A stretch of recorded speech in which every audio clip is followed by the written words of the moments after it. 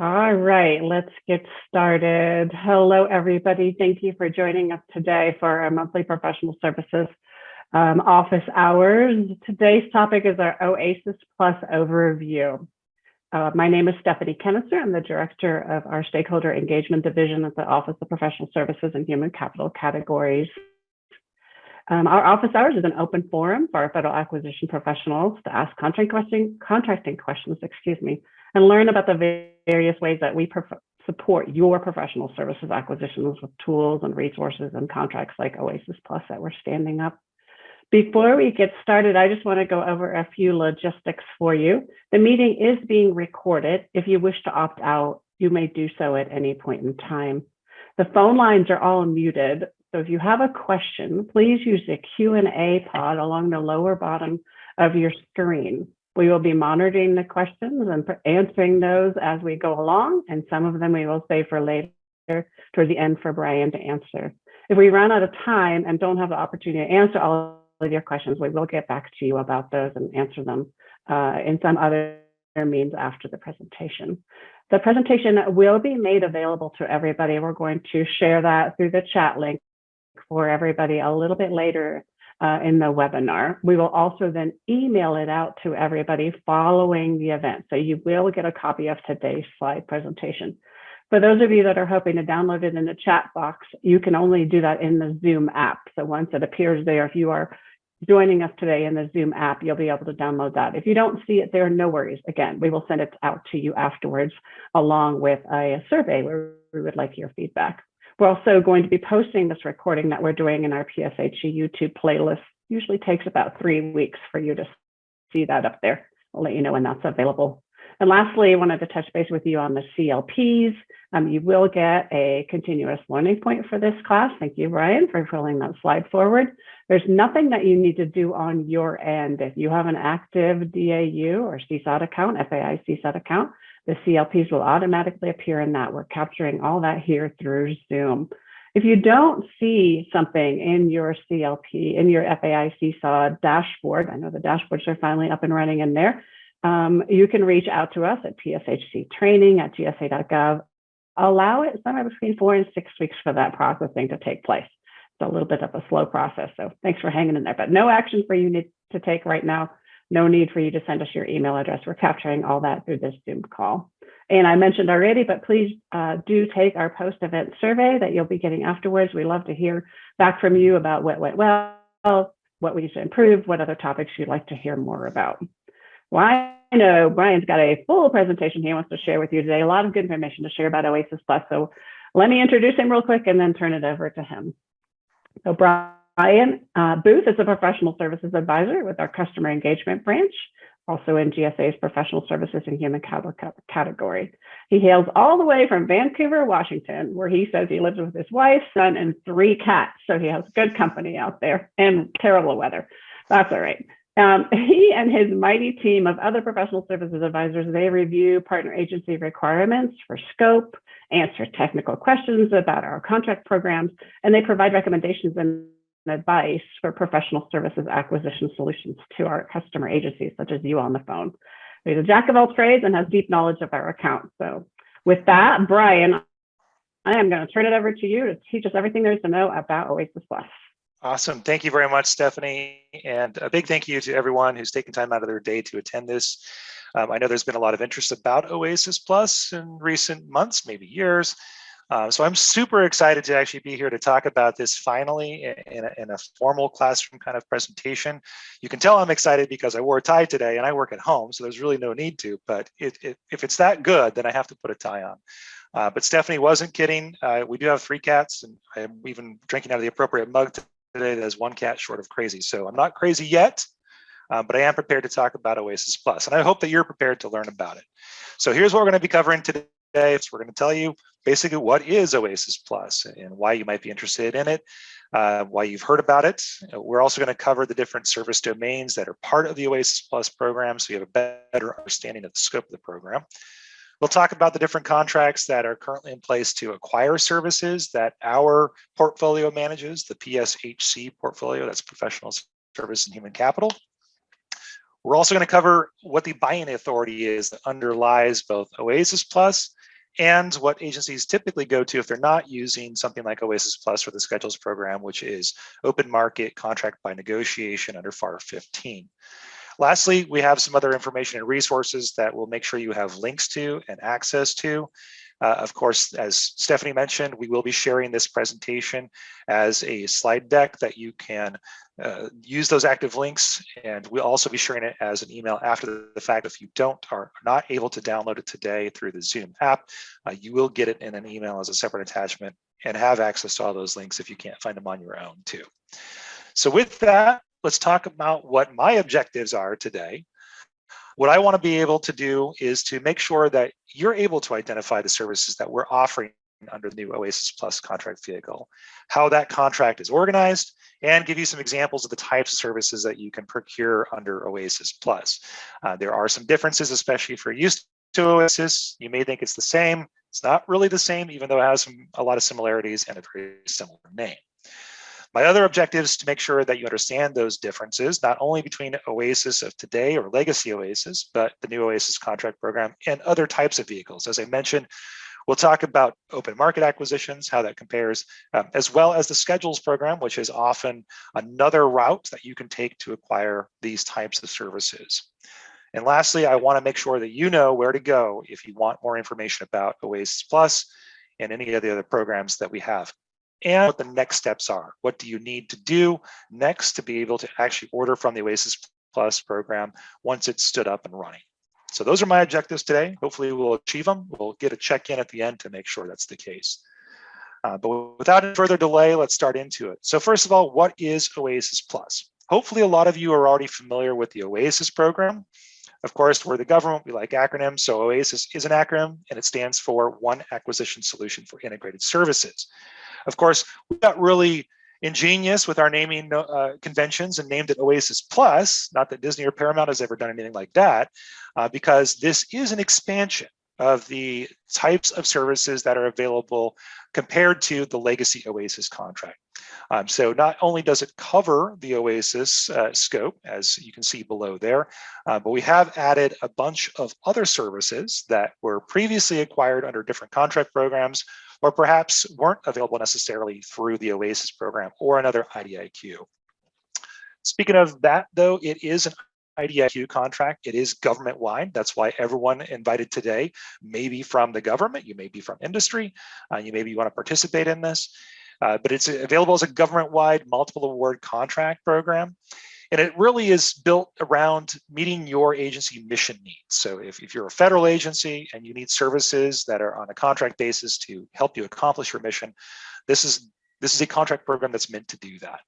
One of the unique things about OASIS and now OASIS Plus is that it is intended to cover multiple service disciplines for a lot of requirements.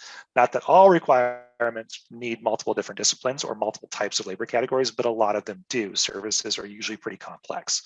Along with that, though, the program is also designed to be an avenue for you to acquire ancillary services and products that are part of the complete package so that you actually get a holistic solution for your requirement, enable you to achieve your agency mission. As I mentioned, this is the successor contract for OASIS. That's why it has the same name. So we are covering the scope of what was previously acquirable under the OASIS program, which was professional services. We're also including the scope of the Building Maintenance and Operations IDIQ contract. As you can probably guess, that was oriented around facilities types of services. And in the near future, we'll also be incorporating the scope of the HCATS program. HCATS is an acronym for Human Capital and Training Solutions. It's another IDIQ contract. All of these programs are based off of FAR 16.5. We are incorporating everything into just the OASIS Plus program. These legacy contracts, including OASIS, BMO, and HCATS, all had a definitive lifetime. And in many cases, those contract programs are sunsetting, in some cases, very soon. So we're incorporating the scope of all of it under the umbrella of OASIS Plus. But along with that, along with those existing scope areas, we've added a few new things, and we'll get into the details of what those are in a little bit. In addition to the scope of OASIS, which we will talk about in more detail, you should understand how the contract program is organized. That is one of my objectives today, is to make sure you understand that. The contract is actually, the contract program is actually 6 different IDIQ contracts. Those are listed below in those bullets. Of course, there's an unrestricted IDIQ, which allows for any business type or size to participate as long as they qualify. So it will consist probably mostly of large businesses, because we also have a total small business set aside IDIQ, as well as certain IDIQs that are further set aside for specific socioeconomic types, including the 8A program businesses, hub zones, service-disabled veteran-owned small businesses, and women-owned small businesses. Within each of these IDIQs, they all have the same domains with one exception. Those domains are the title that we use for functional groupings of services that are very similar and make sense to have in the same area. Essentially, making sure that industry partners that provide very similar services are competing against their competitors, other businesses that offer the same or similar services. You'll see why this is a little bit different compared to how OASIS was structured in a little bit when we talk about the details. But it is important to know that the OASIS Plus program has 6 different IDIQs, and those are the types that you can see there. Some of the unique features and benefits of OASIS Plus, you'll probably already be familiar with from the OASIS program. There are a few things that are a little bit different about it that I do want to highlight. But if you're not familiar with OASIS, it is good to know why this contract program today and in the future with OASIS Plus is often a time saver and a helpful resource for agencies that need to acquire services. With OASIS Plus, one of the really unique features, even compared to OASIS, is that because we are establishing this as a domain-based structure, meaning we have these functional groupings of industry partners that are together, it can grow. That is the intent, actually. You'll see we have phase 1, which we're currently working on awarding now. We are planning a phase 2 to add additional domains, and that could be expanded even further in the future if there's an obvious and true need from the government to expand. So unlike some of those legacy contracts that I mentioned, OASIS, HCATS, BMO, which never really were intended to expand as far as the scope goes, OASIS Plus can have that ability and that flexibility to expand if needed. In addition to that, the contract was meant to be able to provide services worldwide, and not only commercial services, but also non-commercial services, as long as they're not principal purpose IT, and I do want to emphasize that. If you need IT services as your primary requirement, we already have other contracts that are set up for that, known as our IT government-wide acquisition contracts, or GWACs. But for any other type of service, for the most part, it may be achievable under the OASIS Plus vehicle and on a global scale. Like OASIS, OASIS Plus does not have a contract ceiling, meaning that there is no cumulative value of task orders that will eventually cease this program from working, because we're not setting a ceiling on the program. Because there's no ceiling, there's also no cap on the value of an individual award. So maybe you have a requirement that's probably only about $500,000. Maybe you have a requirement that's worth an estimated $10 billion. Both of those types of requirements are okay under OASIS Plus because there isn't a contract ceiling for the entire program. Like OASIS, we really wanted to capitalize on having very highly qualified contractors participate in this program. So the bar that we set to qualify is pretty high in comparison to some other IDIQ programs, or the Schedules program as an example. We wanted to make sure that these contractors have demonstrated capability and experience in the arenas that they're going to be participating. So engineering firms with years of engineering experience are probably what you're going to find under, say, the tech and engineering domain. Go figure. But we didn't necessarily want businesses that think they can compete but aren't really capable participating in some of these requirement competitions, because we wanted to have somebody with established track records as part of this program. That doesn't mean you can't find innovative acquisition approaches from established companies, but you probably aren't going to find a lot of those very small startup firms that are breaking into the industry with some brand new ideas because they don't have the necessary years of relevant experience to participate in this contract program. However, our prime contractors, if needed, can sometimes partner up with those other types of innovative startups through subcontracting relationships. In addition, this does have a 10-year ordering period, just like OASIS did. We have a base of 5 years and then an option period of 5 years or less for certain contractors if they aren't part of the initial award phase.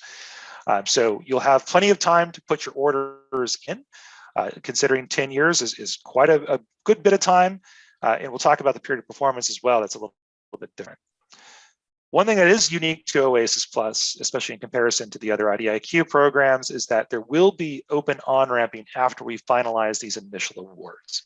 So once we've completed phase 1 for the initial 8 domains that I'll talk about, we will reopen the solicitation and allow for continuous on-ramping after that. That was something that we heard about loud and clear, both from our industry partners and our agency partners, as being problematic for the OASIS program. So we fixed that, hopefully, with the OASIS Plus. We did evaluate pricing at the contract level, but it is a very limited evaluation of prices. We only evaluated 20 different labor categories and the prices that are being proposed for those labor categories. However, like OASIS, for the most part, ordering agencies will be evaluating price for fair and reasonableness at the task order level. You won't be relying on contract pricing established at the IDIQ level. There still is the exception for sole source T&M or labor hour task orders where pricing at the IDIQ level does come to play. For the most part, those are pretty rare instances. So pricing will need to be considered fair and reasonable at the task order level. You will have to do that part of the evaluation. Like OASIS and most of these other IDIQ contracts, we are building this to be a best-in-class contract. So if your agency has certain spend under management goals, especially in the arena of tier 3 contract usage, you will get that credit towards your spend under management goals. Also, like OASIS, ancillary labor of any type, with certain exceptions, and other direct costs are allowed with no limitations.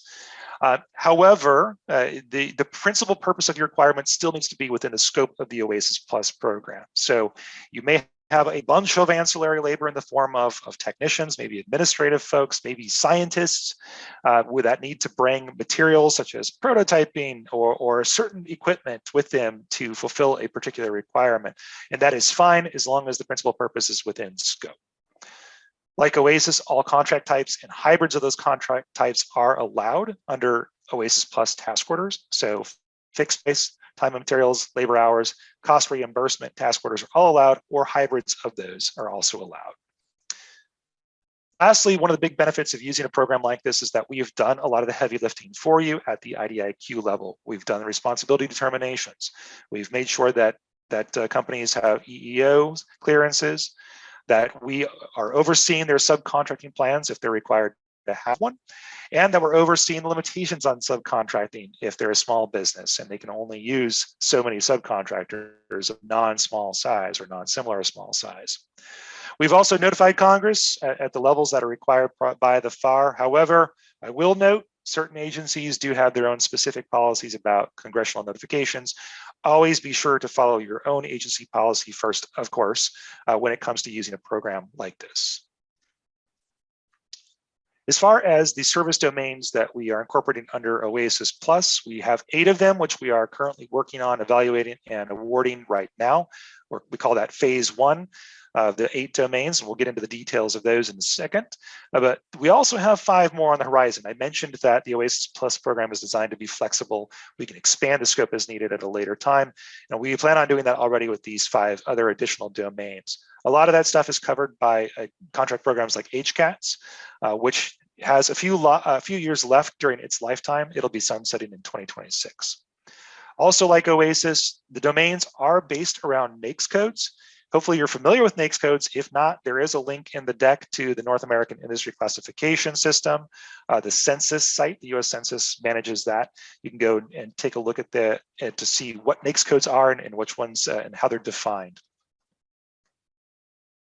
These are the phase 1 domains that we are currently working on standing up. They include management and advisory services, tech and engineering, research and development, intelligence, environmental, facilities, logistics, and lastly, that enterprise solutions domain. You'll see it's got some asterisks there. That's because it's unique in that it is set up only for the unrestricted IDIQ contract program, and I'll tell you why in a minute. Some additional points about the domains. Like I mentioned, they are based around NAICS codes. Those NAICS codes, unlike OASIS, these NAICS codes similarities in that they match the industry that should be working in these types of domains. So if you're familiar with OASIS, you may recognize under OASIS Pool 1, there were 21 different NAICS codes that were part of that. They only had very few similarities. The fact that they started with 541 as far as NAICS code numeration goes, they were for non-IT professional services, and they had the same small business size standard by pool. Other than that, the similarity tended to end. Within OASIS Plus, each domain will have NAICS codes that are similar in the type of work being done. For example, under the facilities domain, you might find NAICS codes for janitorial services, as well as a NAICS code for roofing contracting services, because those tend to be services that you would associate with facility support. So the NAICS structure is different compared to OASIS in that respect. That means, though, that there are different size standards within each domain based on a NAICS code. So we tried to lay out the process in a simplified version here for you so that you understand how the Fair Opportunity Pool is developed for an OASIS Plus order. If you look at the flow chart there at the bottom, as an ordering agency, it's your responsibility to, first of all, do market research to ensure that the OASIS Plus contract program is the right one for you. If you determine that it is, then it's also your responsibility to figure out if it should be set aside for small business, and if so, should it be even further set aside for a particular socioeconomic type. Once you've done that, you can select the appropriate OASIS Plus IDIQ to place your order under. Within that IDIQ, you're going to choose the domain that makes the most sense. So if you have a facilities requirement and you use the facilities domain, that's a good likelihood it's going to be the right match for you. Then you would select the appropriate NAICS within that domain. So if you really needed janitorial services, there's a janitorial NAICS within the facilities domain. That's what you would choose. When you issue your solicitation, that will go to the appropriate Fair Opportunity Pool based on all those things that you've already done. You'll choose the principal purpose NAICS code. The system that we're going to be using, which is called Symphony, will ensure that it's going to those, if it's a small business set aside or a further set aside for a socioeconomic type, it'll ensure that the solicitation goes to the appropriate Fair Opportunity Pool. And those pools are determined by the NAICS within a domain, within an IDIQ contract. Now we'll talk about the specifics of the service domain so you have an idea of what the scopes really entail. The first one is probably the largest as far in terms of use of professional services. Management and advisory services covers a really wide swath of professional services that the government utilizes in various ways. Management and advisory services covers a lot of different aspects of how to operate a business or a government program. And you can see that these services are designed to help a federal agency sometimes improve its performance or meet its mission goals in business sense, or provide some of that operating advice and assistance on these kind of administrative and general management issues. So a fairly broad definition for a lot of different services that get done on a day-to-day basis for the federal government. The next most common domain as far as we see in the realm of professional services is the tech and engineering domain. This is really those experts in things like the physical sciences, engineers, geophysicists, other technicians that need a specific type of technical expertise to accomplish an agency's mission. Those types of firms are the ones you're going to find in the tech and engineering domain. Very common usage already under the OASIS program, and usually a common requirement for a lot of the federal government. Another commonly used type of service for the federal government is research and development services. We see a lot of work that's being done currently under the OASIS pool that are set aside for research and development. Most of that work tends to be in more of the physical sciences. So a lot of, sometimes weapon development for DoD entities, but it also can include research and development of other types, such as nanotechnology, biotechnology, even social sciences and humanities, which for some agencies is a large chunk of their mission space. So research and development of all types is allowed under this domain. Intelligence services, though, is a new one. This was never previously defined in a really solid way. There's only one other contract program that I'm aware of that really delves into what intelligence services might be, and that's the ASTRO program, which is managed by GSA's own FedSim office.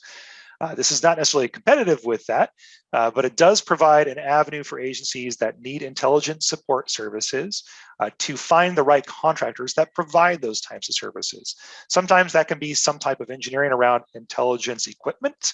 Sometimes it can be data analytics and data collection, and to provide agencies with actionable intelligence that they need to make decisions around maybe adversarial activities or other types of intel. So this is a new one. We have seen intelligence services acquired under OASIS in the past, but under a variety of different ways. We tried to consolidate it.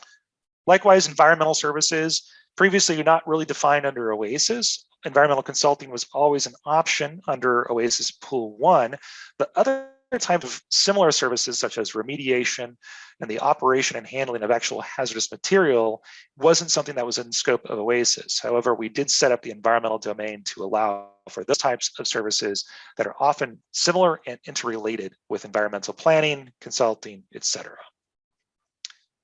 Facilities, as I mentioned, I've already used it as an example. This was from the BMO contract program that provides facility support services.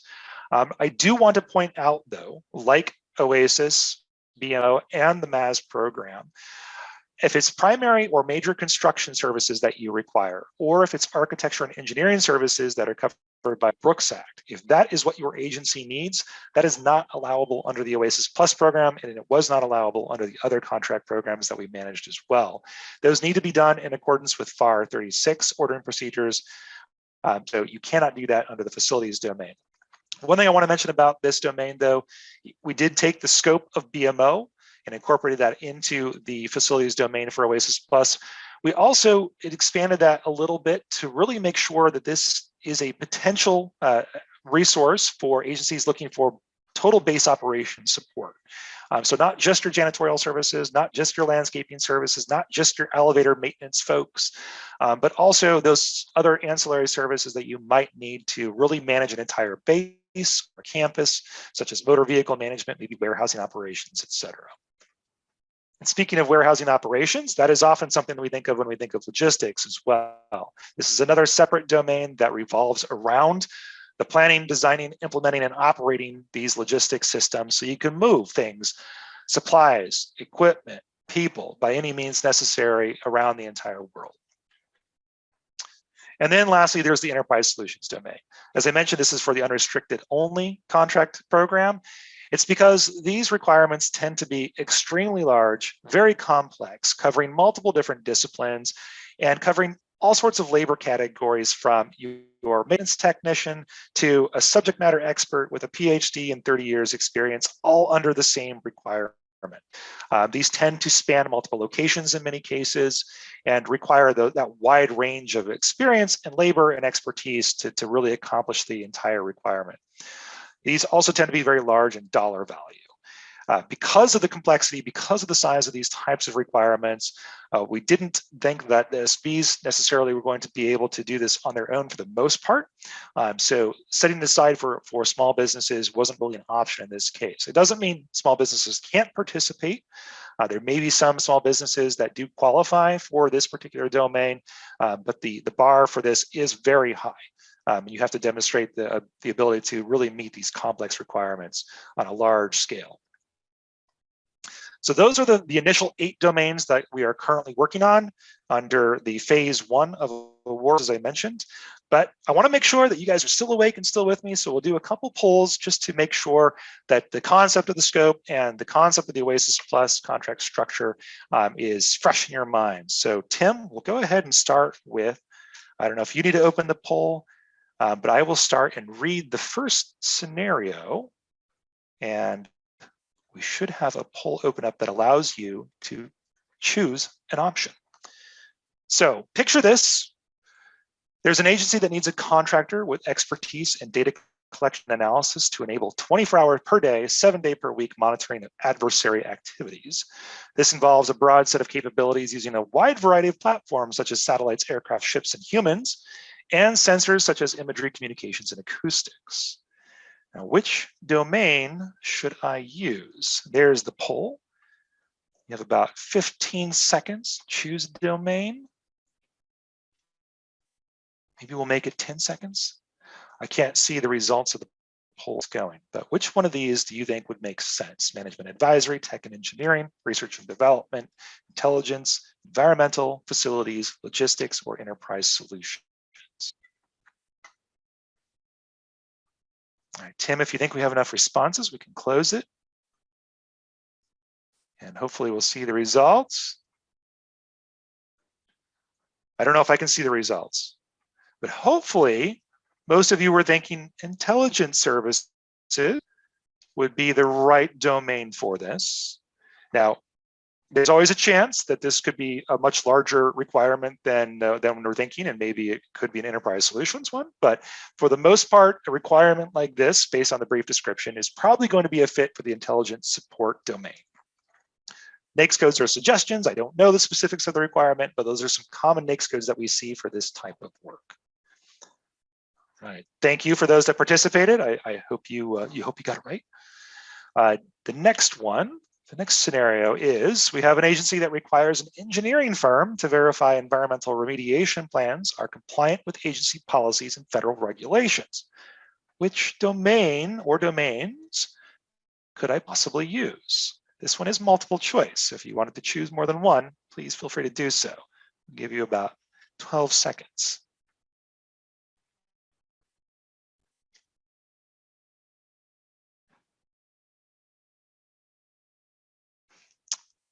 Okay, that was about a little over 12 seconds. Go ahead and we'll close that out.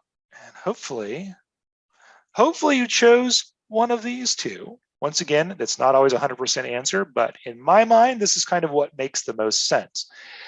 Probably in most cases, the environmental domain may be the best fit for this because you need agency or a contractor that understands remediation plans, but also understands the compliance with policy and regulation. However, you also need an engineering firm that has that engineering expertise. So in this case, there might be more than one option for the possible domain. That's why you do your market research to figure out which contractors may be the most capable and most interested sometimes in competing for that type of work. We also have another tool that I'll talk about later that can help you decide sometimes if you're on the fence about a particular domain. All right, last concept check. An agency requires program management support to improve the efficiency and output of an engineering department tasked with testing and verification projects for other agency partners. The contractor will evaluate the project intake and completion process and recommend process, operational, and organizational improvements. What domain or domains could I possibly use? Once again, this is multiple choice. So if you want to choose more than one, please feel free.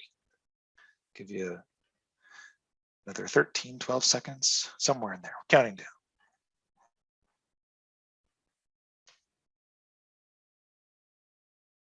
4, 3, 2, 1. Okay, we'll close that. And hopefully you chose maybe one of these answers. Because you're looking for a contractor to provide operational improvement advice, maybe process advice, that often is a common requirement we see under management and advisory services. However, we're talking about an engineering department. There may be a specific set of knowledge that the contractor needs to bring with them, even though they're talking about process improvement and generally kind of a business improvement requirement. It is also for engineering. So it's possible that you could use maybe either one of these domains. NAICS code I put in there, 541611, was generally used for those kind of process or organizational improvement type of work. It is available as a NAICS code in many of the domains under OASIS Plus. In fact, it may be all of the domains. I don't remember the exact chart. So you may need that type of work, but you may need contractors with a specific set of experience. And in some cases, that might steer you to a different domain, just the management advisory domain. All right, well, hopefully you did okay on those ones. I know they're real tough, but we'll carry on with the rest of the presentation. So you have several choices when it comes to acquiring services, especially from GSA contracts.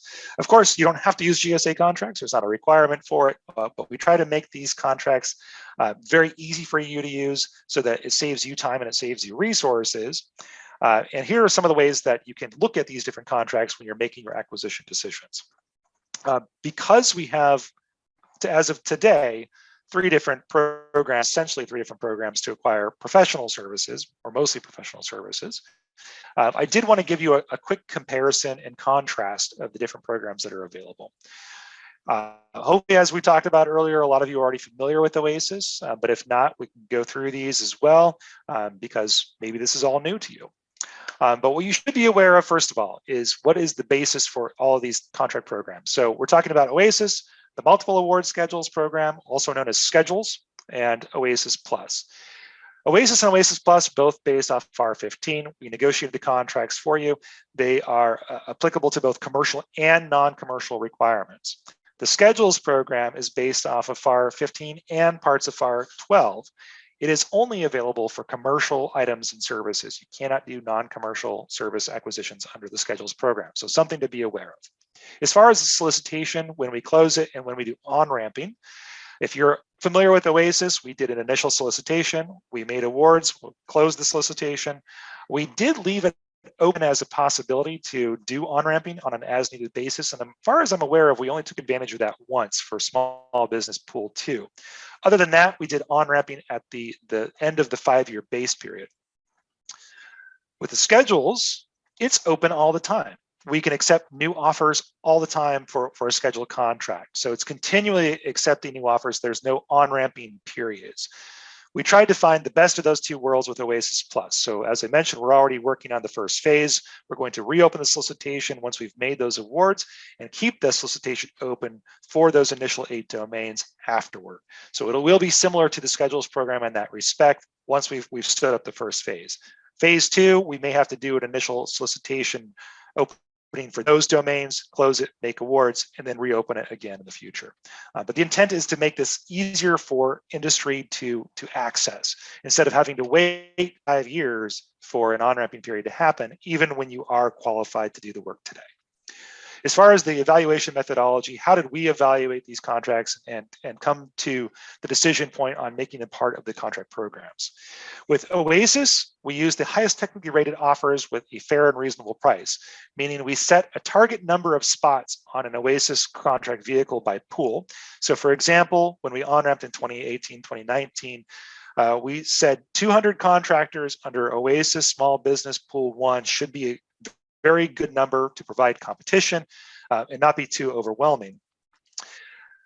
Offers were supposed to self-score, and then we would verify those scores and then make our select process based off of the verified scores. The highest, the top 200 were given spots on the OASIS Small Business Pool 1 contracts. If there was a tie for the 200th place, then tying proposals would also get a spot on the contract vehicle. With MAS, there's nothing like that. As long as the proposals are considered responsive to the solicitation requirements and the offer is technically capable, their prices are determined fair and reasonable, et cetera, and they're not debarred from doing government, then they can get a spot on a scheduled contract, as long as they meet those minimum qualifications. With OASIS Plus, we used a similar self-scoring methodology to OASIS. However, we didn't set a target number of spots. Basically, we wanted to get the very highly qualified industry partners to be part of this program.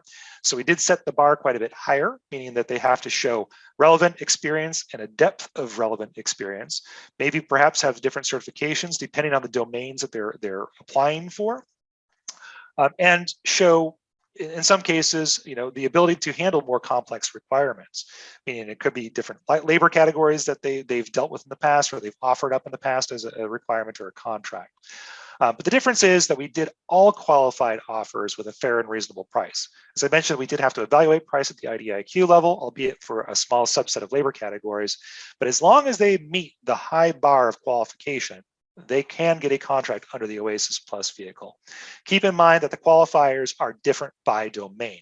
So for instance, if a firm that is an engineering firm also wants to apply for, say, the intelligence services domain, they have to demonstrate that they can do intelligence service type of work.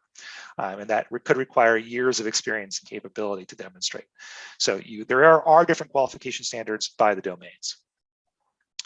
NAICS codes assignments. As you're probably aware, OASIS may have had lots of NAICS codes associated by pools.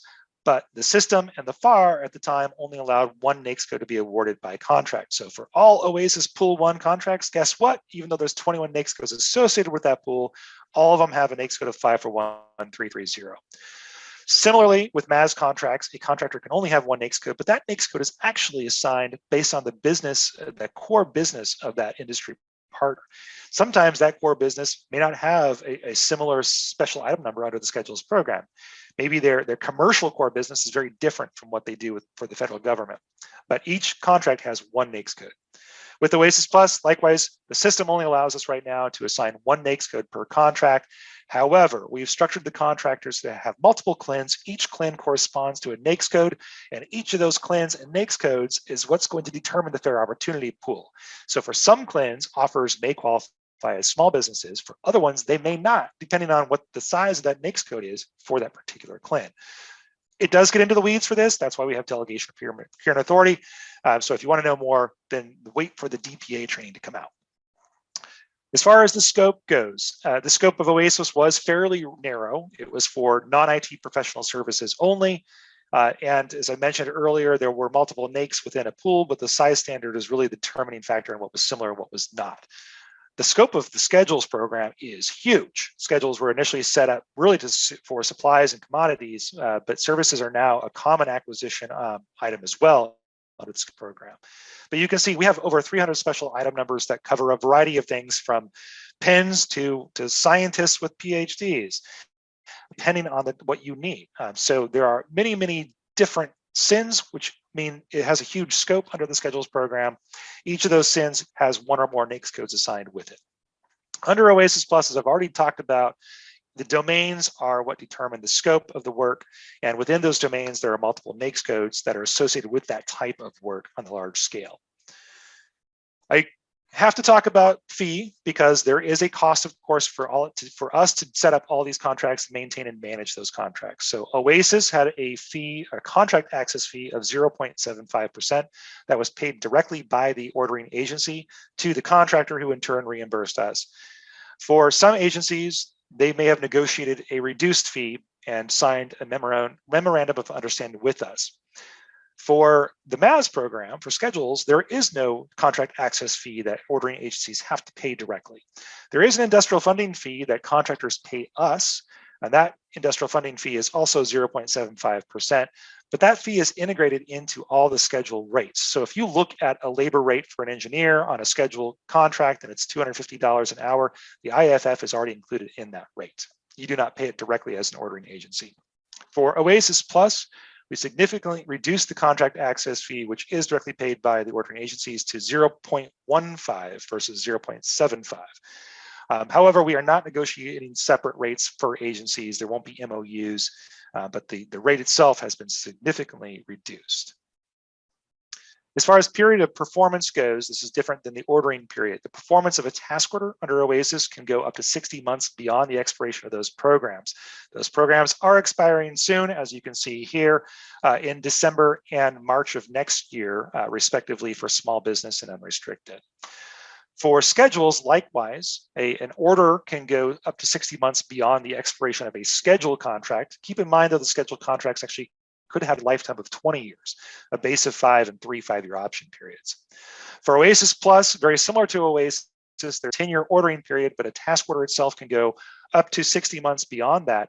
And we did clarify that you can also then offer or exercise a 6-month extension. So technically you could go up to 66 months beyond the expiration of the OASIS Plus contracts. Small business re-reps, we get this question quite a bit. It's the same for all contract programs, essentially. Contractors are going to be required to re-represent their small business size at the time of an exercise of the option periods, or after the first 5 years, or if they undergo a novation or merger. This is the same for MAS every time they have an option period exercised, and the same for OASIS Plus once they have that option exercise after their first 5 years, or if they undergo a novation or merger.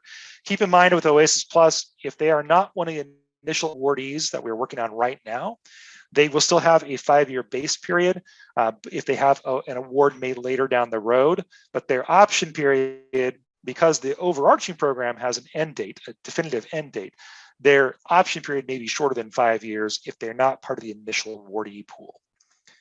As far as dormancy goes, that's a unique thing to the OASIS programs. It's not part of MAS. MAS contracts can be canceled. There's a cancellation clause. If OASIS contractors outgrow their business size due to a re-rep, we don't cancel their contract necessarily. They need to continue to be able to do the work under task orders, but they are placed in dormancy status, so no new orders can be placed. We'll try to run through this quickly. We're getting up to time. Here is the contract structure of these different programs. You're already familiar with OASIS Plus. I went through that. There are actually 19 different IDIQs under OASIS, so we tried to simplify that with OASIS Plus. Under MAS, it's unlimited. It's all one solicitation, but as I mentioned earlier, 300 different SINs to help organize what type of service or supply a contractor provides. Order types, I already mentioned with OASIS, any order type can go. With MAS, keep in mind, because it's for commercial services only, cost reimbursement orders are not allowed, with the exception of travel, which follows the FTR and the joint federal travel regulations. Spend under management credit, as I mentioned already with OASIS, you get tier 3 credit. For schedules, it's only tier 2, so keep that in mind. Protests, not allowable under $10 million for OASIS and OASIS Plus, as long as your requirement is within scope of the program. Under the MAS program, protests are allowed at any dollar value. Finally, blanket purchase agreements. I get this question a lot. Agencies want to look at taking their IDIQ contract or their current BPA and doing it under OASIS. You cannot do that. You can do it under MAS. MAS has unique authority under FAR 8.405-3, but you can't do it under OASIS. No IDIQ-like instruments or BPAs are allowed. Okay, that was a lot of information, and I know that tables are the most exciting thing in the world. I did want to quickly mention scope reviews. Since services are complex, and as we went through the exercise earlier, determining the right domain may be up to several different factors. We do provide recommendations and advice through the scope review process. It has not been finalized yet for OASIS Plus, but we do have a very smooth scope review process already built for MAS, as well as OASIS and HCATS. So if you are interested in getting a scope review for your particular requirement, I do have the link in this slide. You'll be able to get that when the deck is shared. All right. I went through comparing all the contract programs. We're going to do another quick concept check, but we're just going to open up some polls instead of me going through and reading a scenario. So Tim, if you want to open up the first poll, and we'll see if folks got all that information that I just spewed out at you. All right, first one, I have a requirement for non-commercial services with an estimated value of $1.5 million, including all option periods, that will be issued as a firm fixed price and time and materials hybrid task order. Which contract vehicle can I possibly use? 10 seconds. You can do OASIS, OASIS Plus, MAS, OASIS or OASIS Plus, all of the above, or none of the above. Which one would you choose? Give you a couple seconds. 3, 2, 1, and we'll close the poll. Okay, hopefully you chose OASIS or OASIS Plus, because if you recall, this is for non-commercial services, which are not allowed under MAS, but they are allowed under OASIS and OASIS Plus. Okay, next poll.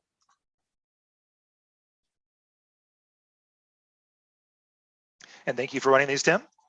Okay, next poll. The agency would like to establish a blanket purchase agreement for commercial services with an estimated value of $20 million. Which contract vehicle could I use? Once again, your choices are OASIS, OASIS Plus, MAS, OASIS or OASIS Plus, all of the above or none of the above. Give you a few seconds. 5, 4, 3, 2, 1. Okay, close the poll. Hopefully you chose MAS, because if you recall, BPAs and IDIQ-like instruments are not allowed under OASIS or OASIS Plus. But because this is for commercial services, there is unique authority under MAS to do a blanket purchase agreement. All right, hopefully you guys got that right. I'm going to run through this quickly because I know we're coming up on time.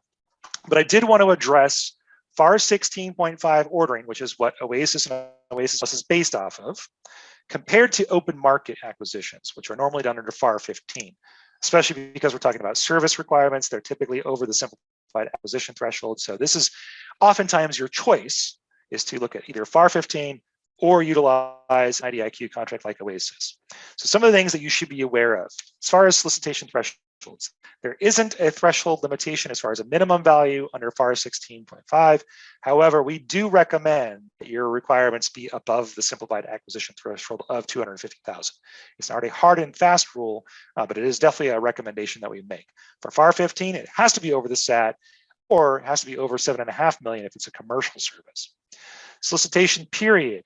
Do you have to keep it open for 30 days under OASIS Plus? No, you don't, but we do recommend you give people a reasonable amount of time to respond to your solicitation. Under FAR 15, you have to have it open for at least 30 days. Now, agency policy may differ on this, even if you are using FAR 16.5, so please defer once again to your agency policy. As far as synopsizing requirements, do you have to do that? No, you don't under OASIS Plus, unless you are using one of these limited sources acquisitions and it's over 30,000, which it should be if you're using OASIS Plus. Then in those cases, if you're limited sources, you do have to do a synopsis. There are rules about that that are linked there. FAR 15, you have to synopsize your requirements.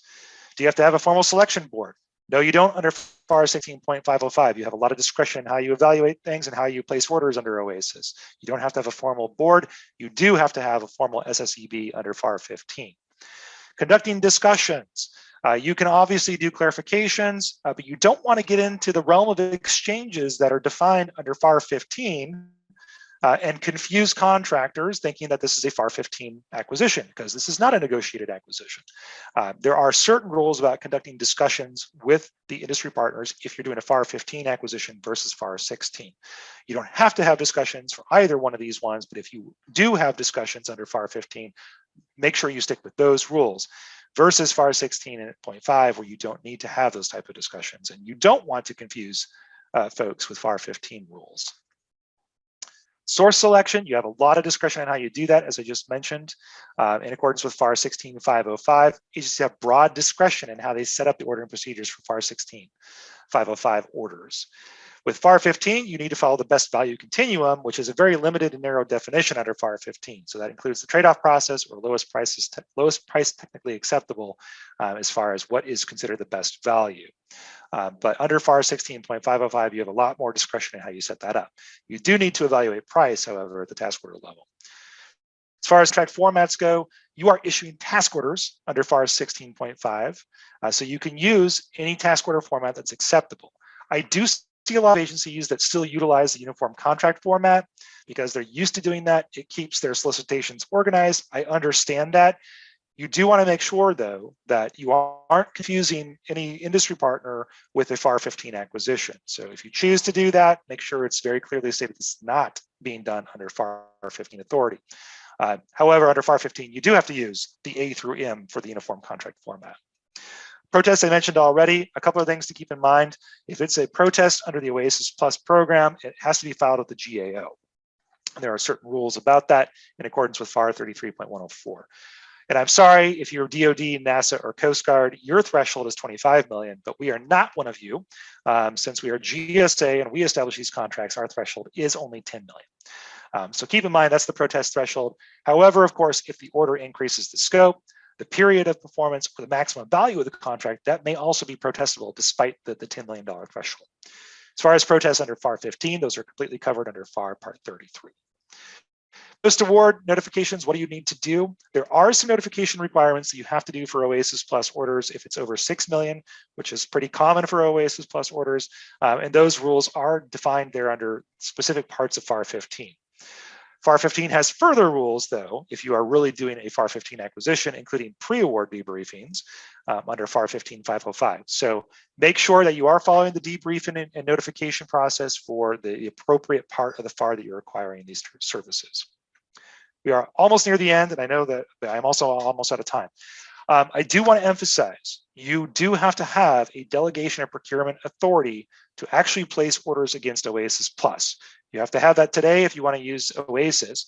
The DPA authority is different. So if you have a DPA today for OASIS, it does not carry over to OASIS Plus.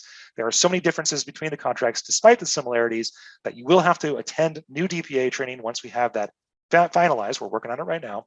You'll have to get a new DPA for OASIS Plus. To place an order, you have to be a warranted contracting officer. We call those OCOs, or ordering contracting officers. You have to attend the DPA training.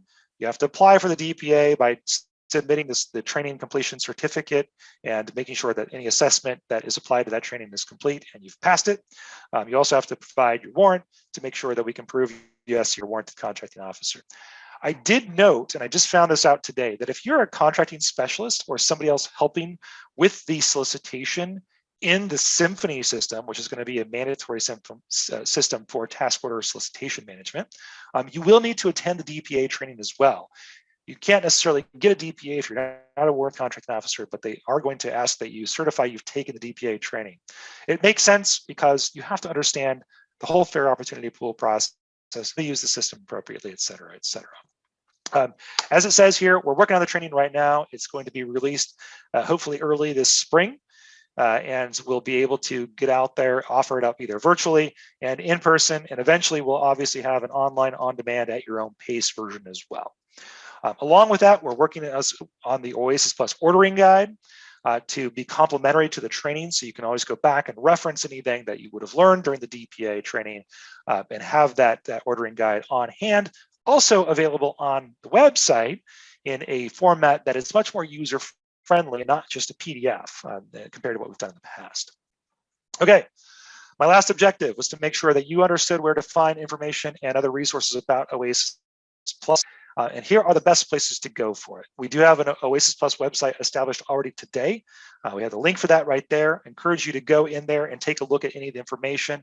Of course, as we make the awards and we stand this contract program up and it becomes operational, there's going to be a flood of new information in there as well, considering the types of contractors, which domains they belong in, et cetera, instructions on how to use Symphony. So right now, it has the basics about the contract program, but we'll be adding a lot more information in the next coming months. If you have questions, though, about the program and you want to reach out to somebody besides your customer service director, then I encourage you to email the OASIS Plus at gsa.gov email address. Hopefully, we can get back to you in a timely amount of time. It's timely, go figure. Lastly, if you want to keep up to date on changes that are happening with the OASIS Plus program, I highly encourage you to subscribe to the Interact community. We post updates to what's happening with that program, whether we're about to make awards, if we're going to reopen a solicitation, if we're starting phase 2, if we've made changes to the contracts they need to be aware of. That type of information is always posted in the Interact community. It's available to everybody, not just federal agencies. It's available to industry and the public at large, so you can keep up to date on what's going on with it. Along with that, we also have our social media sites. What was previously known as Twitter, I guess it's X now, but we have the GSA Professional Services handle under X/Twitter, as well as a LinkedIn page for GSA Professional Services. And in case one slide wasn't enough, we have another slide with the same links, but we want to make sure that you have access to these resources, as well as some screenshots of what these look like. So on the left-hand side, you have the website, and on the right-hand side, you have the Interact community page. So those links are live, and you'll be able to access that. So hopefully I met my objectives today. Hopefully you understand a bit more about what the OASIS program is, how it's organized, what types of services you could possibly acquire under OASIS Plus, and that you understand the differences between buying through OASIS Plus versus MAS versus open market. And what do you have to do next as far as getting your DPA, where you can find that information. So those were my objectives today. We have just a few moments for questions, and I know the Q&A box has a few. Wow. Okay, Brian. Holy moly, do you need a drink of water? Yes. That's a lot of cats. information that you covered. You and your cats need a drink of water. What a great job you did. Thank you for sharing so much information so quickly. There have been questions posted throughout the webinar that our contracting team and those of us that are helping support today's event have been answering. So many of them have been answered. A couple of them are still outstanding, and I, for some reason, can't pull them up. But can you see them as well, Brian? Yes, I can. Okay, Yeah. one was about MRAS. So do you want to take that? Certainly, yes. We do plan on making sure that MRAS is also a tool available for folks that are interested in using OASIS Plus. So right now, the process is you can choose to get market research as a service.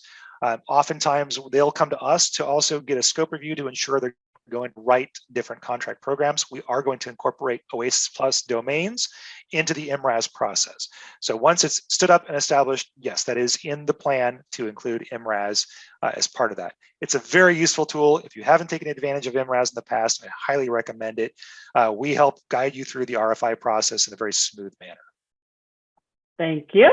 And there's one more question that our folks are not yet responding to, so I'm going to throw it over to you and see if you can answer it. If it's not in your lane, please let me know. Will OASIS Plus have procedures for secure environment contracting? That is a good question. From what I understand today, because we are making Symphony mandatory as far as the task order solicitation, we've had experience with this currently under OASIS because agencies can use Symphony. What they have done when it comes to secure environment contracting is that obviously you can't push or put out a lot of the specifics about the requirement in a program like Symphony. So what we've had agencies do is basically communicate to industry, here's a brief of the actual requirement. To respond to it, I need you to respond either in a secure environment, such as a SIPRNet, which you'd have to apply for that one, a secure internet. I can't remember the exact acronym, and to actually have contractors come to a secured environment or classified facility. And there they can actually hear the specifics about the requirement and then be able to put together proposals that way. So we can still use the Symphony program to at least issue the initial solicitation notification, but you'll use either SIPRNet or a classified facility environment for in-person conveying of the solicitation specifics. That's my understanding. I don't have the exact rules about it yet, but that's what's worked in the past with OASIS. It'll likewise probably be done at OASIS Plus. Awesome. That's it for the questions, because your team behind the scenes has been working diligently on answering questions that folks have had. I know, teamwork at its finest here. So just a couple of things before we wrap up. Mostly and most important is thank you, Brian. Just an excellent job of sharing a lot of information here today about OASIS Plus, and more to come. This is kind of step one, right? As Brian mentioned, there'll be DPA training and additional resources shared on our website through Interact and other places. So you are going to hear a lot about OASIS Plus over the next couple of months as we move forward to standing up this contract. As a reminder, I mentioned earlier the process about CLPs. No worries about CLPs. You don't need to provide us your email address or anything. We have captured that here in Zoom, and those will automatically show up in your FAI CSAT account if you do have one. So no need to submit them. It does take somewhere around 4 to 6 weeks. And in the slide deck that we will be sharing out with you at the very front, there is an email address that you could reach out to if you don't see it in your dashboard in the coming weeks, excuse me, not months, coming weeks. Sorry about that. Won't take that long. And finally, a couple of you have been asking about the slide deck. Yes, we are going to be sending that out to all of you that are participating here today. We have your email addresses. We use those when you registered for us. So we'll send that to that email address along with the survey. We appreciate your help in responding to that survey, giving us feedback about today's presentation and future office hours. And with that, I will wrap it up. Look at that, 2 minutes over, almost right on the nose. Thank you again, Brian, for sharing so much great information in a speedy manner. And thanks everybody for joining us today. Have a great rest of your week. Thank you all.